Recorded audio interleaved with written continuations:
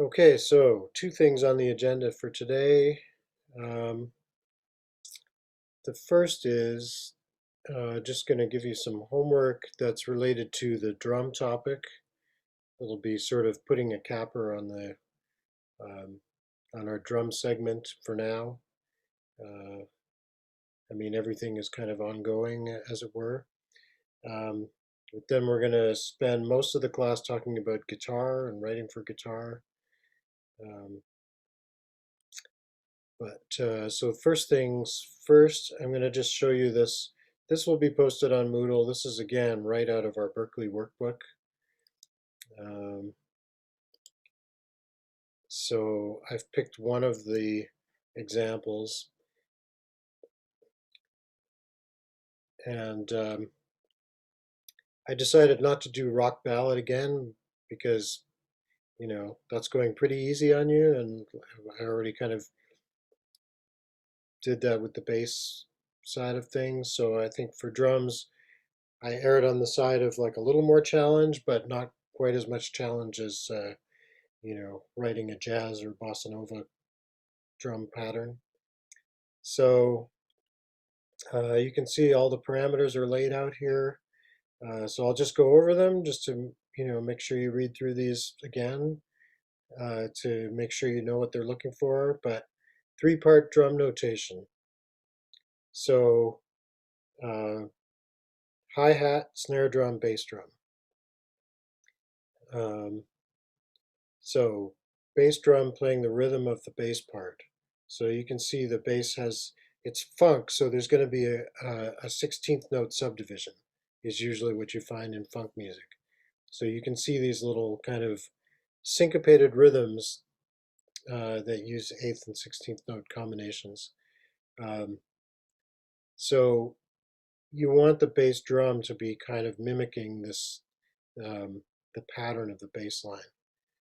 So that's one thing. Snare drum should be straightforward, 2 and 4, the backbeat. Um, and then we want a 16th note rhythmic pattern on the closed hi-hat. Um, except at the end of bars 2 and 4, um, they want an open hi-hat on the A flat 7 sharp 11 chord. So right here, um, you can see the bass is playing this little syncopated accent here. Um, it's in the melody as well. Means the chord is has that syncopation as well. So that the drums are going to hit that the open hi-hat is going to hit that accent. So it's going to be closed hi-hat, closed hi-hat, closed hi-hat, playing 16th notes, but open hi-hat accenting this rhythm with the bass and the melody. And then the next thing is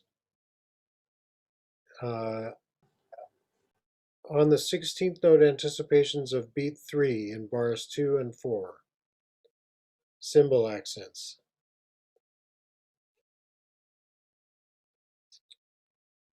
So the anticipations of beat 3, um, that would be here, just to be clear.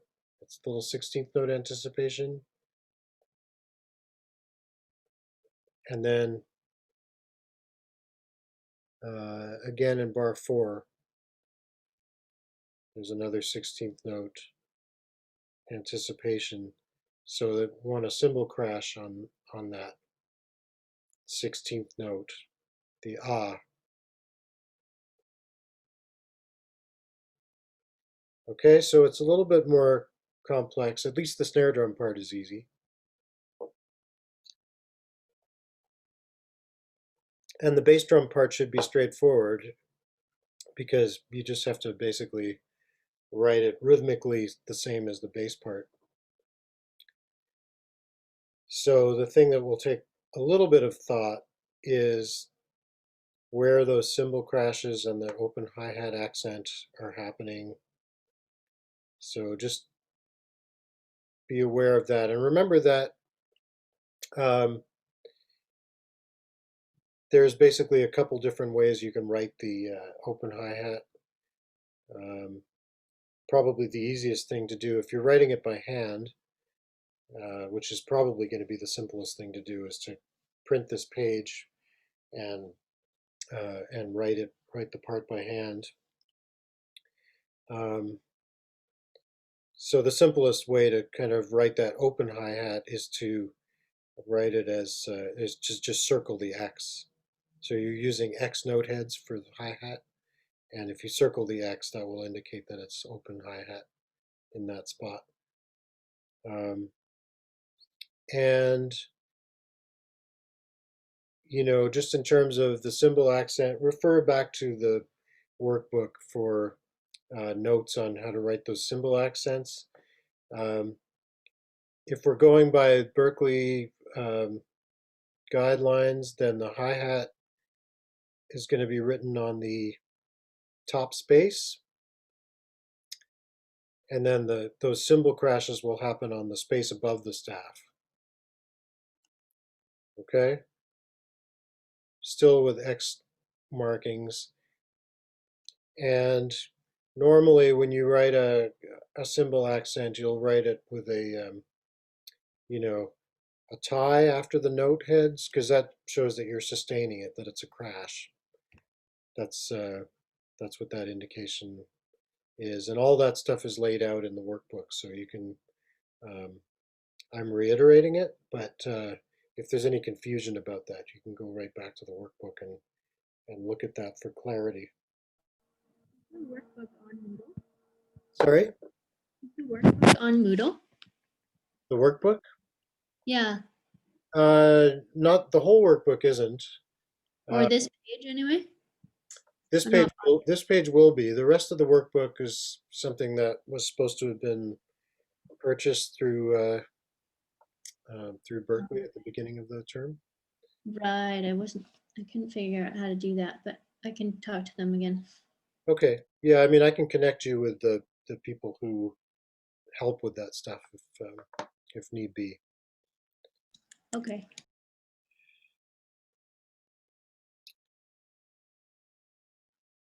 Any other questions about this?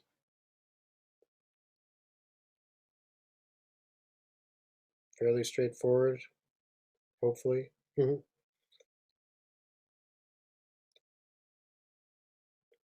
All right. So yeah, I mean, you can always message me if you have some issues. We might also we'll see how long it takes to go through the guitar stuff. If there's time in the later part of class, I might split you off into groups and you can start working on the homework, the drum homework. Um, so the next thing is we're going to look at another groovy PowerPoint. And design suggestions decided that I should get in the holiday spirit. Bah, humbug. Anyway,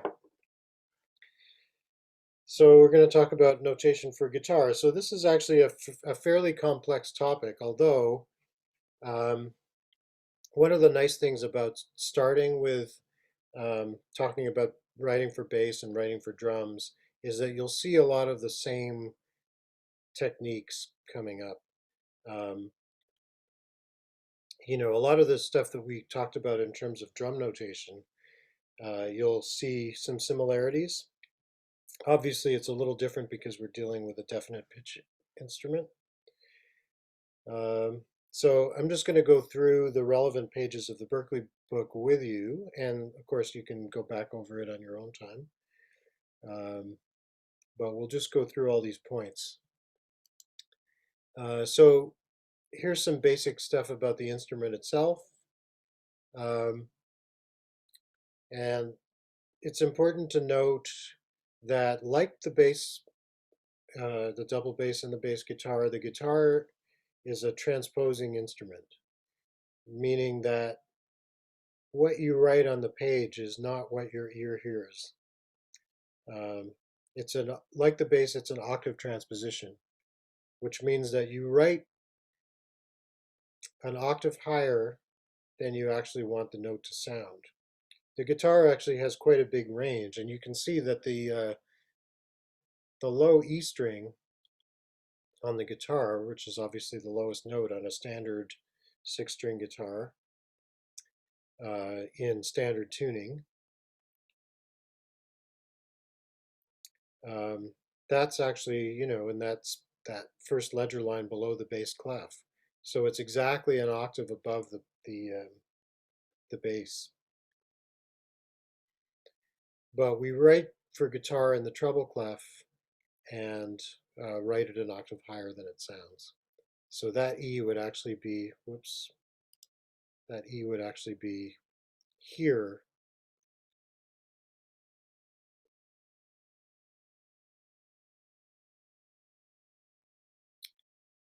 And it's got quite an extensive range. Um,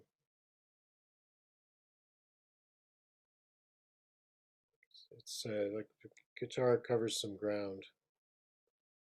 So here you can see, um, here are the six strings of the guitar um, as they actually sound. So they sound like this. That's your E, A, D, G, B, and then a high E. So it's all fourths till you get to that B string. That's a third. So the top three strings of the guitar actually make an E minor triad, and the rest of the strings are in fourths. The bottom four strings are exactly the same as the bass, just an octave higher. So that E, A, D, G. That would be your, the same as the bass, but an octave higher, and then we have these extra two strings here. So this is where it sounds, and this is where you actually write it. And there's a little note here about the 12-string guitar. Um, so the 12-string guitar has six extra strings, obviously, um, and each of the extra strings is an octave higher than the string it's paired with. It's basically six pairs of strings that are tuned in octaves. So you get this big, thick kind of chorusy effect from a 12-string guitar. Um, and Really, most of the time, if you're writing melodic kind of things for 12-string guitar, you're not going to really necessarily write any differently than you would write for a six-string guitar. Um, you wouldn't have to write both notes of the octave because presumably you're going to be playing both strings together anyway, so you'll get that octave effect. Um, yeah, actually, just to be clear about that, the first three strings are octaves, and then the last three strings are unison. Um, so that's just a little side note about the 12 string. Um, and then, yeah, so here are most of the different varieties of guitars that you're going to come across.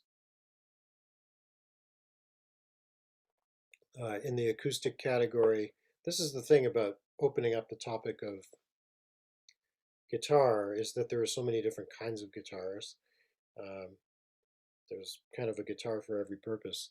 Um, so you got your classical guitar, um, which is usually has nylon strings.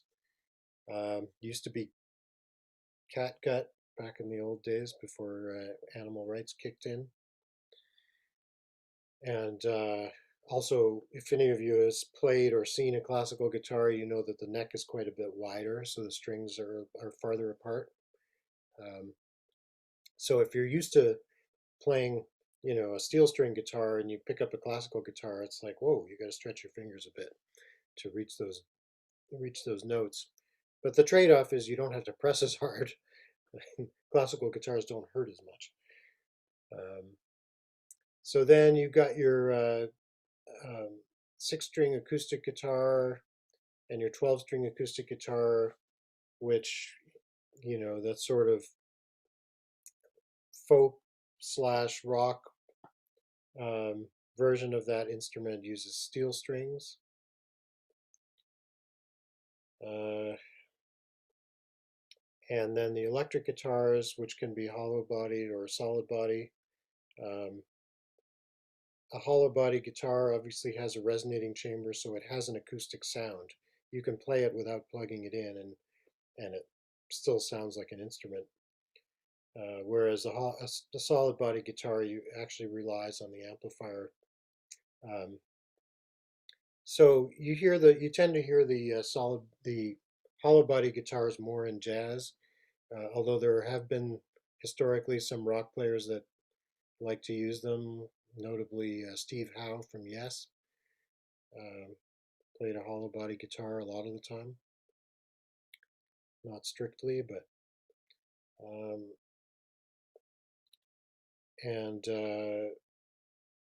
so yeah, because the hollow body guitar has that resonating chamber, it means you get a lot more overtones and things like that, and it doesn't sound as good with distortion or a lot of effects. I mean, you certainly can put effects on them. Pat Metheny was famous for that chorus sound that he got with his hollow body guitar. Um, but basically, the amplifier, if you're playing as in a sort of a straight ahead jazz situation with a hollow body guitar, the amplifier is just that. The amplifier is an amplifier. It's just making that sound project more. Um, Whereas, with a solid body guitar, the amplifier is part of the sound of the instrument in a more visceral way. Um, there's also an instrument in between called a semi-hollow. We've seen those kind of really thin hollow body guitars that have just a smaller resonating chamber. So that's a versatile instrument that you kind of use for jazz, or you can use it for rock or whatever.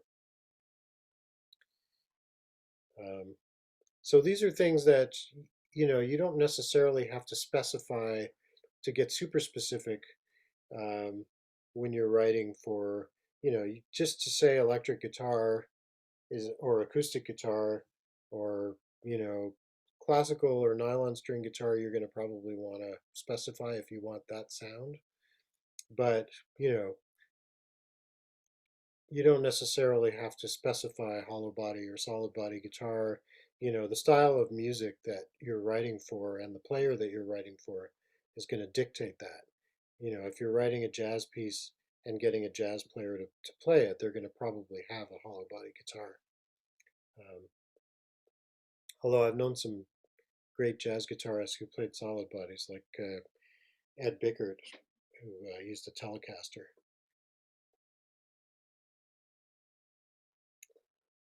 So there's no hard and fast rules, really. Okay, moving along. So now we're going to look at the different ways that you can write parts for guitar. This is the easiest one, just writing chordal accompaniment. So this is very similar to drum notation, um, where you can write time slashes and just particularly in more jazz-oriented styles or freer kinds of pop music where you don't have really specific parts. You can let the guitarist kind of come up with their own rhythms and things like that. And just basically, you want to just give them the chord changes. So that's what you're seeing here is chord symbols and time slashes and a couple of spots where we've got some specific hits that you want the guitar player to catch with probably the rhythm section. If I'm playing guitar and I'm reading, not that I play guitar, but if I was playing piano and I saw this rhythmic figure, I would assume that probably the bass player and drummer were going to be catching this with me.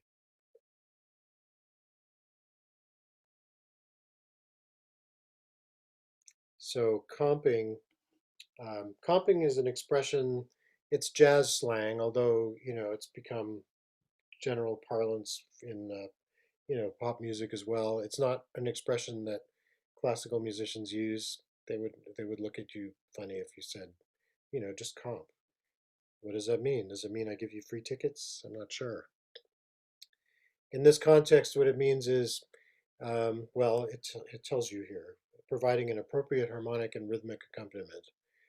Um, so most professional guitarists and keyboard players are adept at this and coming up with their own kinds of rhythms and things like that fit the style. So you don't always have to be super specific in terms of the information you give them. Um, so this kind of comping notation is used when the arranger desires to allow the player the maximum freedom to react spontaneously to the other rhythm section players and when specific voicings and rhythmic patterns are not demanded by the music.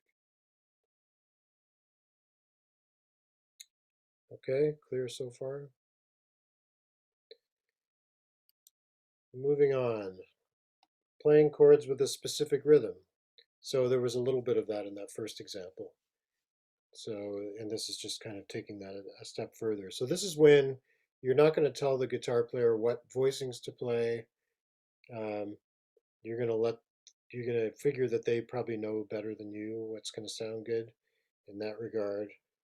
But you do want to be specific about the rhythms. So we use the slash notation with slashes with stems and diamonds for the whole and half notes. And that means we're not telling them a specific note or set of notes. We're just giving them the chord changes. They'll come up with the voicings, but we're telling them we want to hear these rhythms. And there's a note that the chord symbol is placed directly above the rhythm or slash where the harmonic change occurs. So that's it seems like an obvious point, but it's worth reiterating that point that the chord symbols should line up with where you want the chords to change. So, here, for example, heading into, we have a harmonic anticipation here, um, B flat 7 going into the last bar. So if I was looking at this, I would assume, okay, B flat major 7, I've got an anticipation there. Uh, the chord is B flat major 7 until the and of 4 in this bar. Then I'm switching to B flat 7. So I'm not going to switch to B flat 7 until right here, this last eighth note of that bar. And I know this because of where the chord symbols are sitting.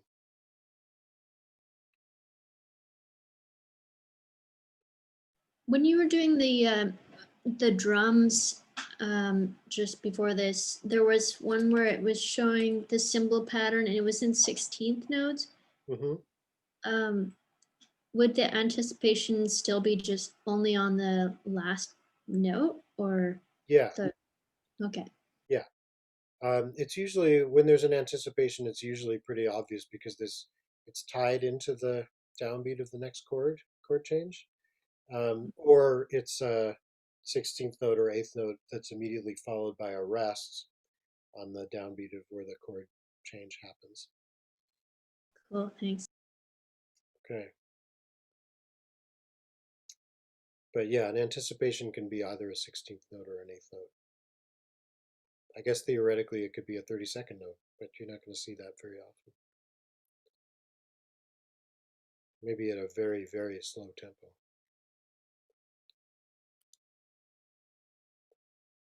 Here's just a few more examples of specific rhythms written with chord symbols.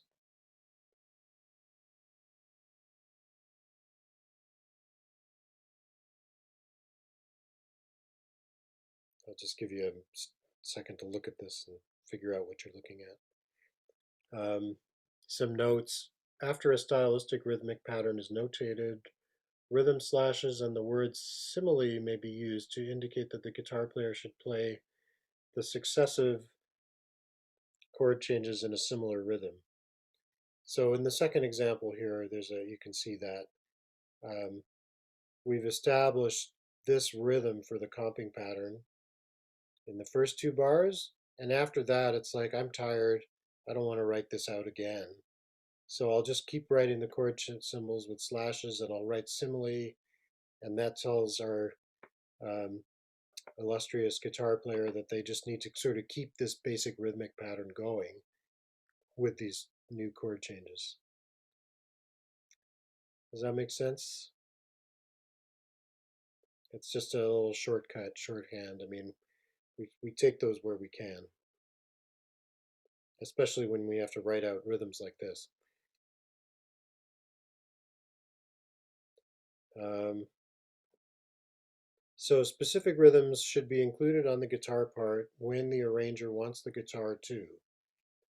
Support rhythms that are concerted for the entire rhythm section, and we talked about what we mean by concerted. Um, it means that everybody's playing the rhythmic pattern together. Two, to support harmonic anticipations in the melody with chord voicings. So like, here when you have these anticipations. Or three, to establish a stylistic rhythmic pattern which is to be repeated throughout a particular section of an arrangement. So that's what you see in this funk example here.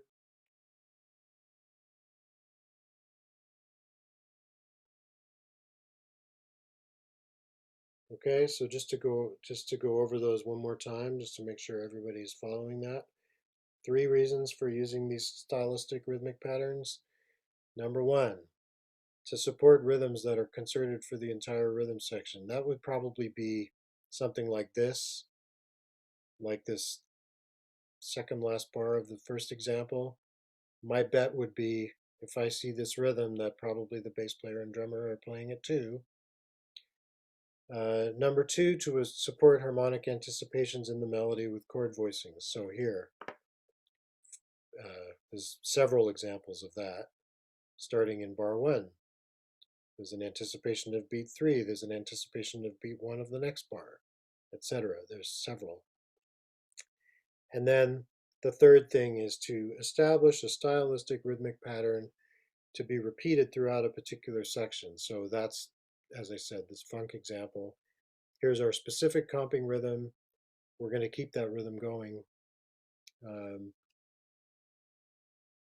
as our chords keep changing. Okay, any questions about those parameters? That's all straightforward. Good. I just want to sometimes, you know, I just read this stuff and it can sound like a bunch of malarkey. So I just want to make sure it's all, you're connecting it to what you're actually seeing there. Okay, so here's combining those things, um, which is, this is a pretty ideal kind of way to write a guitar part, really, most of the time, is to use a combination of um, those first two things that we discussed. Um, Comping with time slashes and then specific rhythms where necessary. Number four here, oops, let me go back here. Yeah, so number four, specific rhythms including muffled chord accents. So you can see that X notation here, which is, we've seen that before in the drum notation. That's indicating a muted effect with single notes. Sometimes, funk guitar players refer to that as chicken picking. And country guitar players, you may have heard that expression, chicken picking. It's like really like guitar as drum. So, using a combination of discernible um, kind of notes or chords with in between kind of scratch sound produced with the pick when the player muffles the strings with the fingers or the hand. So that's what that is. Sort of using the guitar as a percussion instrument, which is, again, it's something that you hear a lot, very typically in funk music. We'll listen. We'll have another listening day next week and check out some examples of some of this stuff. So number 5, specific lead notes to voicings. Um, so sometimes, you're going to still let the guitar player come up with the actual voicing, but you're going to tell them the top note of the voicing because a lot of times comping, um, if you're a piano player or a guitar player, when I'm improvising even in a jazz setting, um, if I'm comping and playing chords, I'm going to try to create melodies with my chord voicings, you know, meaning that I'm thinking about the top notes of the voicings and how they move, how one moves to the next. So sometimes you want to be specific about that. So that's kind of what's going on here. So this is going to impact the inversion of the voicing that the guitarist or the keyboard player plays, but you're still not going to be super specific about the actual voicing itself. um, you're going to still trust them to know better than you about what a good guitar voicing is. You're just going to specify that you want these particular notes to be on top of the chord. And notice that there's a written um, indication here too, top note of voicing, just to make sure that uh, we know what's expected of us as a player. So sometimes the it's important to have these, you know, verbal indications as well.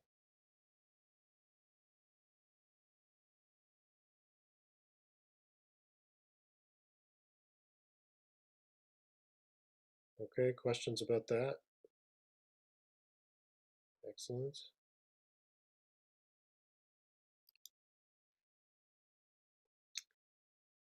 So specific lead notes to voicings should be indicated on the guitar part only when the arranger requires the guitar player to A. Support specific percussive or sustained melody notes, usually in the absence of horn voicings, or support specific chord voicings notated for the other rhythm section instruments.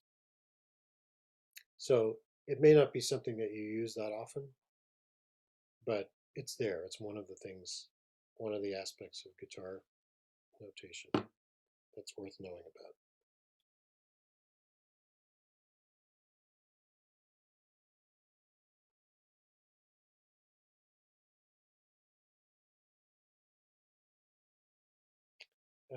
And it also mentions lead notes to voicings notation should not be used for complex melodic passages. In other words, if you have a really busy melodic line, you don't want the guitar player to be trying to play a voicing on every note. That's going to get a bit ridiculous for them. But for something like this, where you have these kind of specific patterns that are, relatively simple, can work nicely.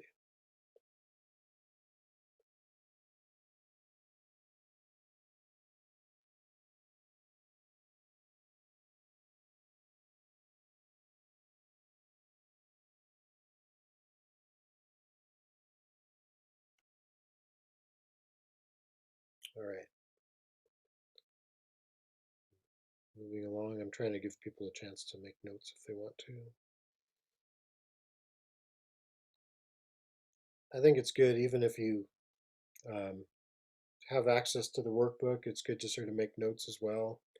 The more ways you kind of take in the information and um, put it in your own words, the more it's going to stick.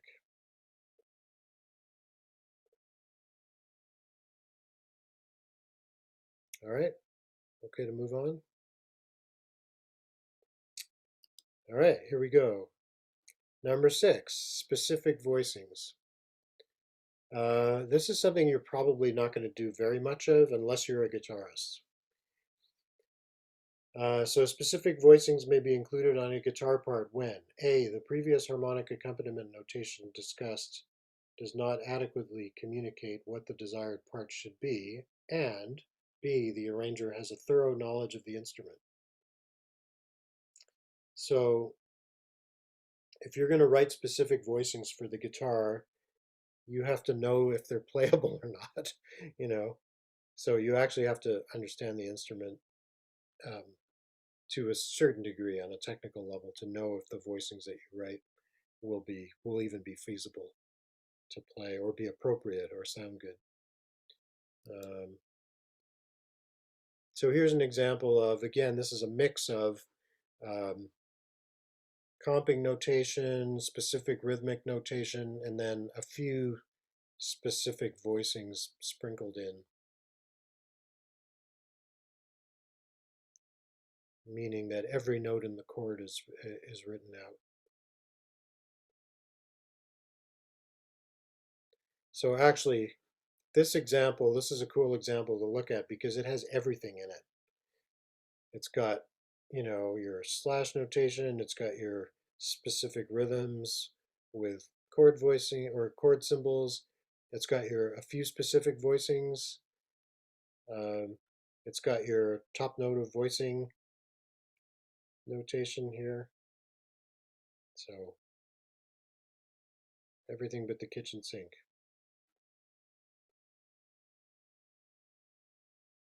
Which reminds me that great arranger and band leader Rob McConnell, who had a band called the Boss Brass that I played in for many years, was a big band in Toronto, very famous big band. Um, and one of Rob's favorite chord symbols that he would write on some of his charts was he'd write something like C7KS.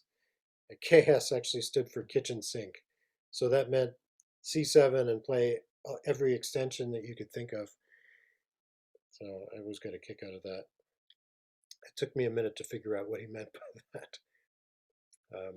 Oh, by the way, do you know what this symbol means? NC? Can anybody guess? What does NC mean? No chord. No chord. You got it. It could also be North Carolina. Play in the North Carolinian style. No, it means no chord. That means you're just playing these melody notes. Um, so you'll see that sometimes. Um, Number 7, single note accompaniment. A guitar technique where a single note or linear idea is played using a combination of sounded and muffled notes. Written instructions can help clarify this. This is kind of similar to that. It's kind of back to that chicken picking kind of idea. Um, it's just doing it more as a single note thing and less as a chordal thing. Um, but still playing percussively using the guitar as a sort of a percussion instrument.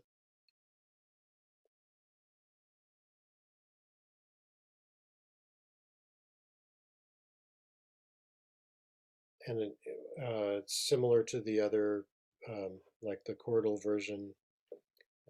This technique is used in commercial dance and funk music, so it's particularly typical in funk. When the rhythm section consists of several instruments and the arranger desires a specific rhythmic rather than an additional chordal element. Um, yeah, so um, if you've got like, you might have a rhythm guitar and a keyboard, like maybe you've got piano and organ happening, so maybe you want the lead guitar to play something like this, some kind of a rhythmic pattern.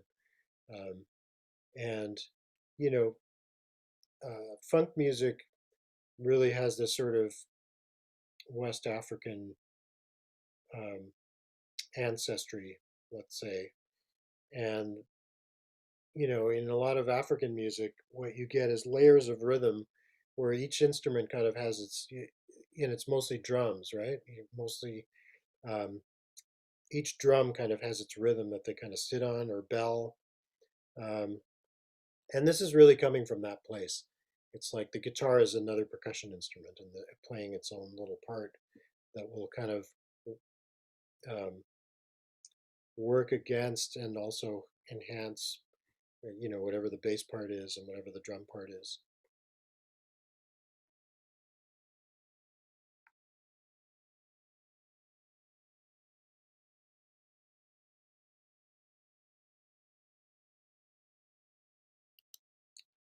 Okay, number 8, power chords.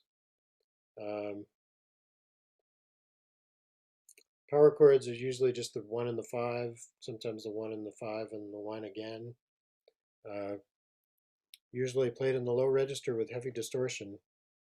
Um, and again, this is something that you would write as an instruction, as a verbal instruction. Power chords with distortion. Um, it's funny, my friend Ted Quinlan, who's a great guitarist in Toronto, who was the head of the guitar department at Humber College for many years, used to say his job description was basically my job is to teach kids to put the third in between the 1 and the 5.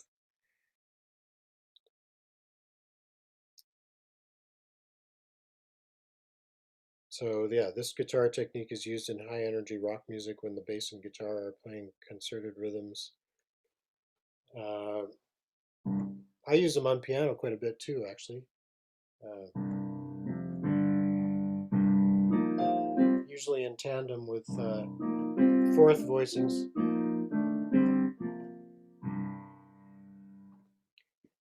Fifths have a real power to them, hence that's why they're called power chords. Now you notice here that power chords are they're just written as we have power chords as a written instruction, and then just the chord symbols. You can also write them like this. You can write it as I would write an E power chord as E5. I think most guitar players or piano players will know what you mean by E5. So that's just another way you can specify that you just really want the 1 and the 5, and none of those pretty thirds or anything like that.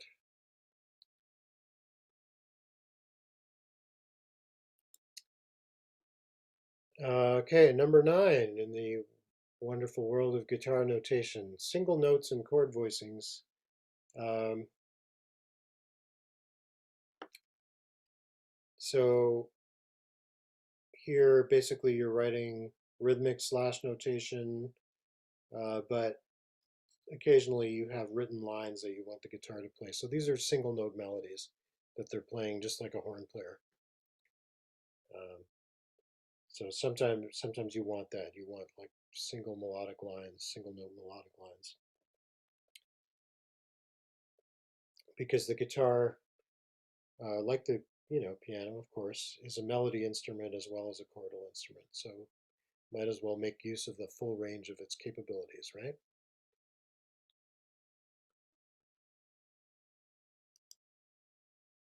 And that's the end. We have descended into the black abyss.